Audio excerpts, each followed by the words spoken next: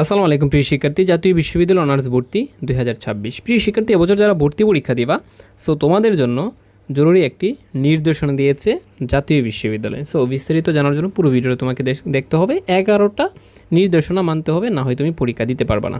ঠিক আছে, তো ধাপে ধাপে আলোচনা করতেছি, সবাই ভিডিওটা ধৈর্য সহকারে দেখো। তোমরা জানো তোমাদের 25শে এপ্রিল ওই দিনে পরীক্ষা অনুষ্ঠিত হবে।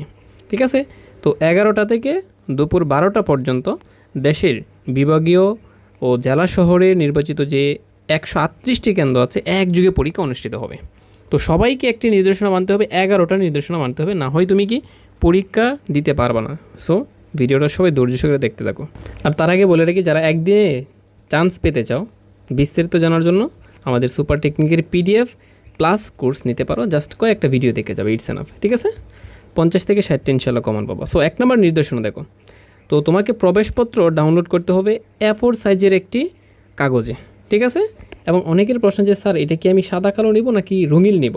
সো আমি বলবো এইটা তোমরা হচ্ছে রঙিন একটা কপি প্রিন্ট করবা। ঠিক আছে, প্রথম নাম্বার কাজ। দ্বিতীয় কাজ, সো দেখো অনলাইনের আবেদন করার সময় আপলোডকৃত চূড়ান্ত যে ছবি বলে গণ্য হবে, অর্থাৎ তুমি অ্যাপ্লাই করার সময় যে ছবিটা ব্যবহার করেছিলা এই ছবিটা যেন সুন্দর করে মানে ওই ছবিটাই যেন থাকে, অর্থাৎ অন্য কোনো ছবি দিলে তোমার মানে যে তোমার অ্যাডমিট কার্ড এটা কিন্তু চলবে না। ঠিক আছে, আচ্ছা ওইটা কোনো প্রবলেম না। 3 নাম্বার কথা হচ্ছে দেখো, সো পরীক্ষার 3 দিন আগেই তুমি হচ্ছে তুমি যে কলেজে পরীক্ষা দিবে এই কলেজের গিয়ে মানে দেখে আসতা সিট কোথায় পড়ছে তোমার আসর বিন্যাস, ওইটা কোনো প্রবলেম নেই। ঠিক আছে, তো 4 নাম্বার কথা হচ্ছে দেখো, অবশ্যই শিক্ষার্থীকে পরীক্ষার নির্দিষ্ট যে আসন আছে এখানে পরীক্ষা দিতে হবে, অর্থাৎ তোমার এক কেন্দ্রে সিট পড়ছে অন্য কেন্দ্রে গেলে চলবে না।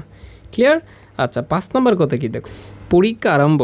ঠিক আছে, পরীক্ষা আরম্ভ হওয়ার ন্যূনতম হচ্ছে তুমি 1 ঘন্টা পূর্বে কেন্দ্রে উপস্থিত থাকতে হবে। ঠিক আছে, তো পরীক্ষা আরম্ভ হওয়ার পরে কোনো প্রকার শিক্ষার্থীকে অর্থাৎ কক্ষে প্রবেশ করার জন্য দিবে না, অর্থাৎ তুমি হচ্ছে 1 ঘন্টা আগে যাবা, কোনো সমস্যা নেই।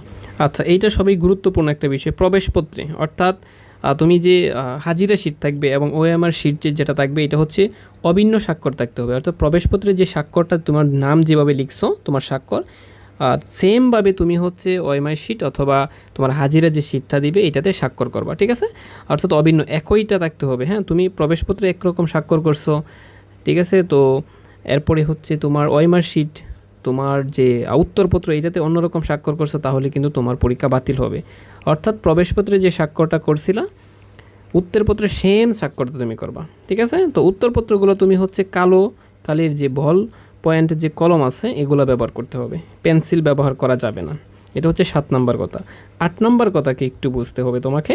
তো অনেকে আমাকে মেসেজ দিয়েছিল ওইটার জন্য, তো বলছে ভর্তি পরীক্ষার সময় পরীক্ষার্থীকে প্রবেশপত্র এবং এইচএসসি পরীক্ষার রেজিস্ট্রেশন কার্ড অবশ্যই সঙ্গে আনতে হবে। এখন অনেকে বলছিল যে স্যার আমার তো রেজিস্ট্রেশন কার্ড হারিয়ে গেছে, এখন আমি কি করব?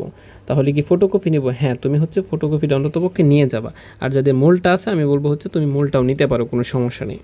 ঠিক আছে, এরপরে দেখো 9 নম্বর যেটা নির্দেশনা, যে পরীক্ষার্থী মোবাইল ফোন, ক্যালকুলেটর অথবা যে কোনো ধরনের ইলেকট্রনিক ডিভাইস সঙ্গে নিয়ে কক্ষে প্রবেশ করতে পারবে না, অর্থাৎ ক্যালকুলেটর দেওয়া যাবে না, মোবাইল দেওয়া যাবে না, যে কোনো ইলেকট্রনিক্স ডিভাইস তুমি নিতে পারবে না।